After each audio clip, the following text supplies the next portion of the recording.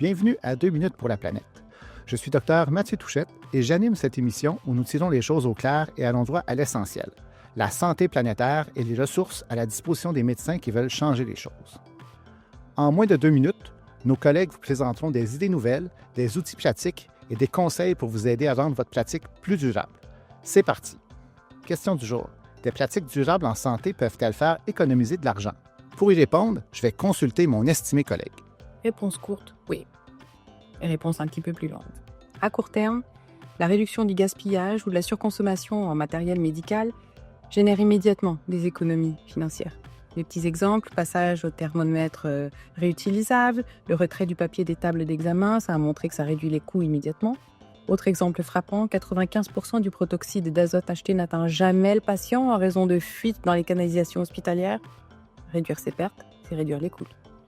À moyen terme, revenir à des solutions réutilisables, multi-usages ou lavables permet de gagner en autonomie et en résilience face aux ruptures d'approvisionnement.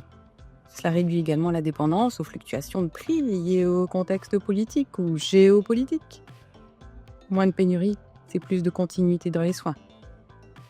À long terme, les bénéfices économiques sont encore plus nets.